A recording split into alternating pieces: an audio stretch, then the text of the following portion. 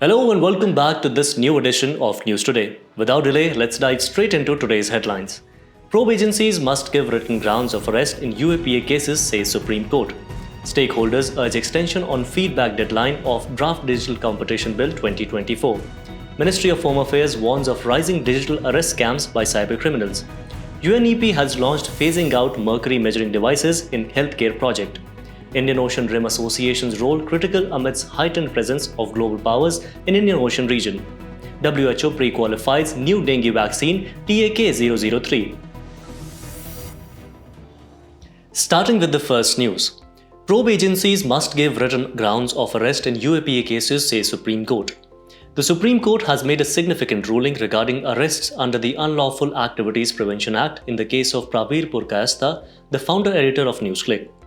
The Apex Court has declared his arrest invalid, stating that the Delhi police failed to provide the grounds of arrest before taking him into custody. The Supreme Court emphasized that the mandate, as per the Pankaj Bansal v. Union of India and others judgment, requiring the grounds of arrest to be provided to the accused in writing, will apply to cases under the UAPA 1967. This is consistent with an earlier judgment where the court held that the grounds of arrest must be provided to persons accused under the Prevention of Money Laundering Act 2002. Furthermore, the court reaffirmed the sacrosanct nature of the communication of grounds of arrest or detention as provided under Articles 22 Clause 1 and 22 Clause 5 of the Indian Constitution. Articles 22 Clause 1 states that no person who is arrested shall be detained in custody without being informed of the grounds of their arrest. Articles 22 Clause 5 states that a person under detention should be communicated the grounds of detention order and allowed to make a representation against detention. The UAPA 1967 is aimed at the effective prevention of certain unlawful activities of individuals and associations, particularly in dealing with terrorist activities. Section 43B Clause 1 of the Act mandates that any officer arresting a person under this Act must inform the accused of the grounds for such arrest. This ruling by the Supreme Court sets a significant precedent in ensuring the protection of the rights of the individuals accused under the UAPA and reaffirms the fundamental principles of justice and due process. Moving ahead onto the next news. Stakeholders urge extension on feedback deadline for Draft Digital Competition Bill 2024. Let's delve into the key aspects of this crucial legislation. The Draft Digital Competition Bill or DCB seeks to regulate systematically significant digital enterprises known as SSDEs and their associate digital enterprises or ADEs to prevent anti-competitive practices or ACPs by them. Drawing inspiration from the European Union's Digital Markets Act, the DCB aims to curb the dominance of tech giants like Google, Facebook, and Amazon. Transitioning now to the key provisions of the proposed bill, one of the critical components is the concept of ex-ante regulation, which empowers the Competition Commission of India or CCI to intervene and prevent potential ACPs before they occur. The bill also introduces the notion of core digital services or CDS, which are services deemed susceptible to market concentration and included in a predefined list outlined in Schedule 1. Under the DCB, the CCI may designate an enterprise as an SSDE if it has a significant market presence in CDS. These SSDs will be subject to specific obligations such as reporting their ADEs involved in providing CDS to the CCI. Additionally, systematically significant digital enterprise will be prohibited from practices like giving preference to their products or services, relying on non-public data of business users operating on their CDS, and impeding the ability to end users to use third-party applications. Notably, the DCB extends its reach beyond India's borders, granting the CCI the power to investigate enterprises outside the country for non-compliance with the Act or its associated rules and regulations. If we further discuss about the need for such a bill, then the existing ex-post framework under the Competition Act of 2002, which intervenes after an event occurs, does not facilitate timely redressal of anti-competitive conduct by digital enterprises. This framework may also prove ineffective in addressing the irreversible tipping of markets in favor of large digital enterprises, leading to permanent dominance. Additionally, the prevalence of practices like user data collection and self-preferencing by big tech giants has highlighted the need for a regulatory framework to support the orderly expansion of the digital ecosystem. As stakeholders call for an extension to provide comprehensive feedback, the Draft Digital Competition Bill for 2024 represents a significant step towards ensuring fair competition and preventing monopolistic practices in the rapidly evolving digital landscape. In our next news, The Ministry of Home Affairs has issued a warning about the rising menace of digital arrest scams carried out by cybercriminals targeting citizens across the country. The Indian Cybercrime Coordination Center, or I4C, in collaboration with Microsoft, has blocked over 1,000 Skype accounts linked to intimidation, blackmail, extortion, and digital arrest of citizens by cybercriminals, posing as personnel from law enforcement agencies like the police, CBI, Narcotics Department, and the RBI. Let's begin by acknowledging the meaning of digital arrest. It is a new form of cybercrime where fraudsters impersonate law enforcement officials and deceive their targets into believing that their Aadhaar card, SIM card, debit card, or bank account has been used for criminal activities. These criminals then demand money from their victims under the pretext of legal penalties or fine. Another concept to be considered here is of cybercrime. Cybercrime in general refers to any illegal activity involving a computer, network device, or a network. For example, stealing corporate data, hacking government computers. According to the Crime in India report, 65,893 cases were registered under cybercrime in 2022, showing an increase of 24.4% compared to 52,974 cases in 2021. Tackling cybercrimes remains a significant challenge, majorly due to the lack of critical cybersecurity infrastructure, a shortage of cybersecurity professionals, and the evolving threat landscape in cybersecurity, which includes the involvement of non-state actors and organized crime. The proliferation of connected devices and the internet, along with new technologies like the Internet of Things (IoT), has further exacerbated the problem. As per TRAI, internet penetration in India as of March 2023 stood at over 880 million users. Wrapping up, to combat the rising cyber threats, the government has taken several initiatives. The Indian Cyber Coordination Center I4C, under the Ministry of Home Affairs, coordinates activities related to combating cybercrime in the country and facilitates the blocking of SIM cards, mobile devices, and mule accounts used by fraudsters. The Computer Emergency Response Team (CERT-IN) is a national nodal agency for responding to computer security incidents. The government has also launched the National Cyber Crime Reporting Portal to enable the public to report incidents of cybercrimes conveniently. Additionally, a toll-free number 1930 has been operationalized to assist citizens with online cyber complaints and provide support in such cases. These measures aim to strengthen the country's cybersecurity infrastructure and enhance the ability to tackle the evolving cyber threats effectively. Moving on to the next news.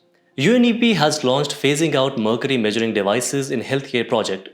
It is a $134 million initiative led by the UN Environment Programme, or UNEP.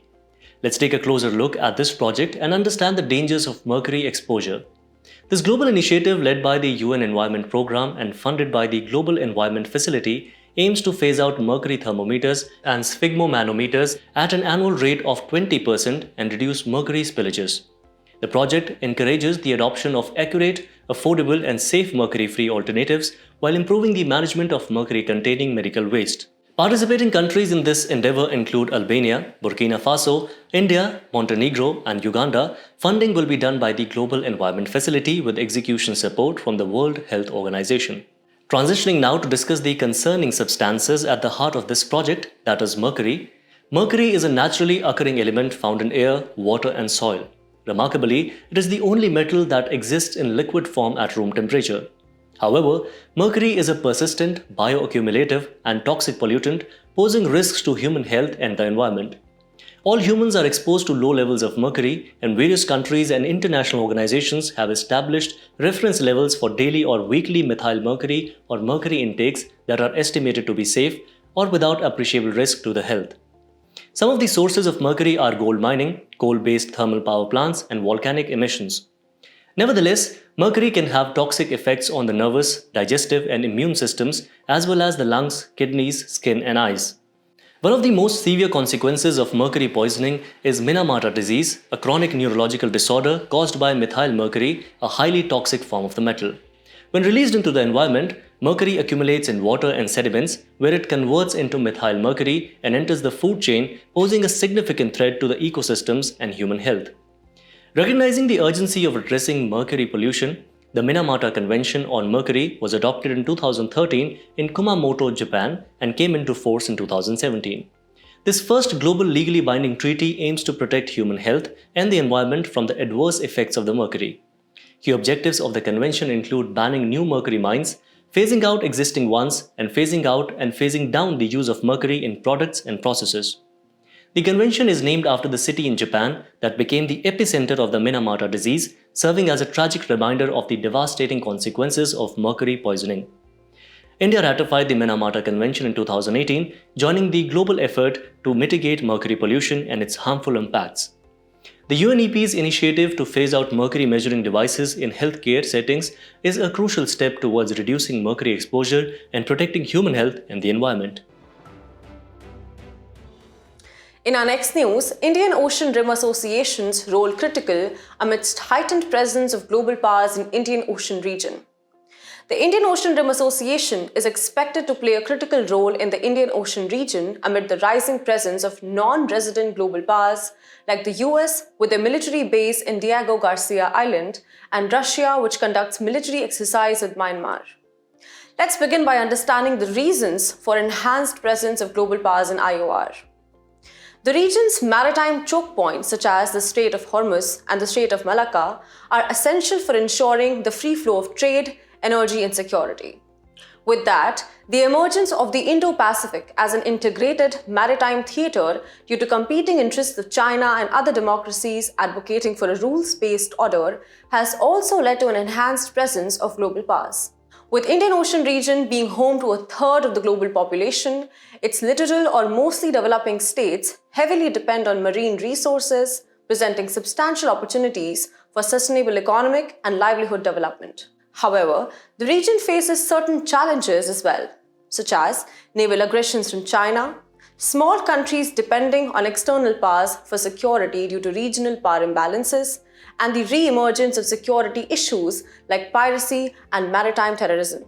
Coming back to the news, let's take a closer look at IORA's key role in the current scenario. It is the only multilateral grouping that spans the entire Indian Ocean, offers a space for inclusive diplomacy, allowing member states for negotiations.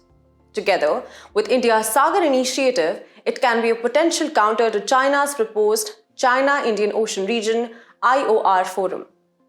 Now let's explore further about the Indian Ocean Rim Association. Established in 1997 based on the visions of Nelson Mandela, IORA is an intergovernmental organization aimed at strengthening regional cooperation and sustainable development within the IOR. It has 23 members within the region, including India, and its apex body is the Council of Foreign Ministers, which meets annually.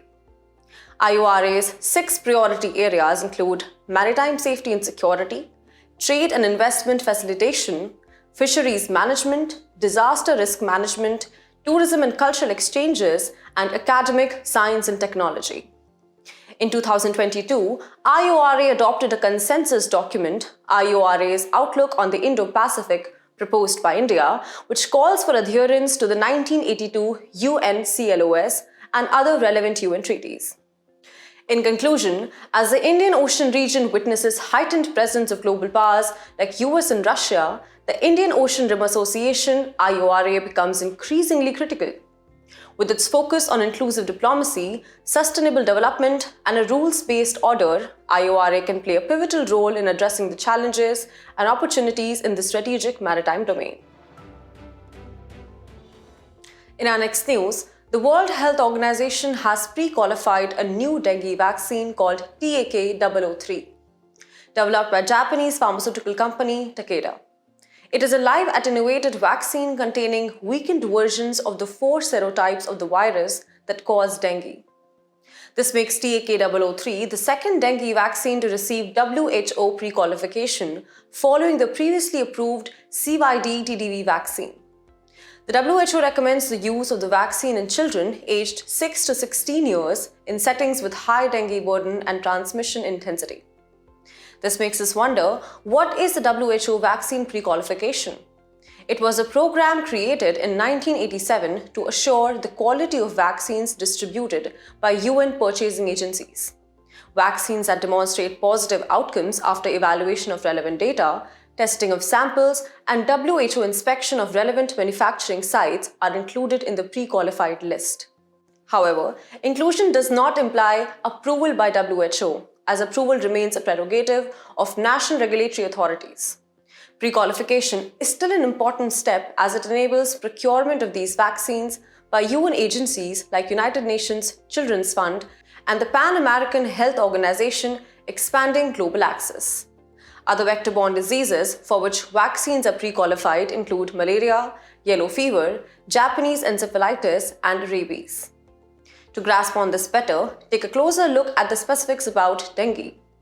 It is a mosquito-borne viral disease that causes symptoms like high fever, severe headache, muscle and joint pain, and can potentially lead to death. Pathogen of dengue virus are named as DEN1, DEN2, 3, and 4. The dengue virus is primarily transmitted by infected female Aedes aegypti mosquitoes, though Aedes albopictus, also known as tiger mosquito, has also been a vector in Europe. It can also be transmitted from a pregnant mother to her baby via blood products, organ donation, and transfusions. Dengue is found in tropical and subtropical climates worldwide, mainly in urban and semi-urban areas of Asia, Africa, and the Americas. In conclusion, the WHO's pre-qualification of Takeda's TAK-003 dengue vaccine is a significant development that could improve access to preventive measures against this debilitating viral disease, especially in high-burden regions. In today's Place in News, we will discuss Slovakia with its capital Bratislava. Slovakia Prime Minister was shot multiple times after a cabinet meeting in Handlowa town. Let's discuss its political features. It is a landlocked country of Central Europe. Its borders are surrounded by Poland in the north, Ukraine in the east, Hungary in the south, Austria in the west, and Czech Republic in the northwest. In terms of its geographical features, it has a mountain range called Carpathian, including Tatra Mountains. Its highest point is Gerlachowski Peak. Its major rivers include Danube, Var, Hurun. As we conclude today's main news, let's have a look at some quick updates. Global Report on Internal Displacement 2024 was released by the Internal Displacement Monitoring Center. Internally displaced people refers to people forced to flee their homes. However, unlike refugees, they remain within their own country. The Ministry of Communications has unveiled Stage 1 participants for Sangam Initiative, a leap towards AI-driven infrastructure transformation. It is a proof of concept focused on revolutionizing the planning and design of infrastructure by leveraging digital twin technology to create precise, dynamic models of physical environments. Indian Air Force tested Bhishma Portable Cubes, a state-of-the-art indigenous mobile hospital at Agra for airdrops. Bhishma Portable Cubes are a part of an initiative named Project Bhishma designed to treat up to 200 casualties. Indian National Space Promotion and Authorization Centre has been honoured with the Leadership Award for Public Policy Enabling Industry Development by the Geospatial World Forum, or GWF. GWF is an interactive platform of the global geospatial community. Tamil Nadu is using soil nailing to ensure the stabilization of slopes around the Nilgiris major roads. Soil nailing is a geotechnical engineering technique that involves the insertion of reinforcing elements into the soil in a specified area to strengthen it. Scientists have developed an affordable sensor for detecting and measuring lead concentrations in water. Lead is a naturally occurring toxic metal found in Earth's crust. The Supreme Court has halted all mining activities within 1 kilometer radius of Saraiska Tiger Reserve in Rajasthan, enforcing its 2023 order. The Supreme Court revised its 2022 directive that directed states to establish a mandatory 1 kilometer eco-sensitive zone around protected forests. The condition of Kanwar Lake has been deteriorating. Kanwar Lake, also known as Kabartal Wetland or Jheel, located in Begusarai district, Bihar, it is a freshwater natural wetland. It is Bihar's first Ramsar site recognized as wetland of international importance in 2020. Before we wrap up today's bulletin, it's time to put your knowledge to the test in today's segment of Test Your Learning.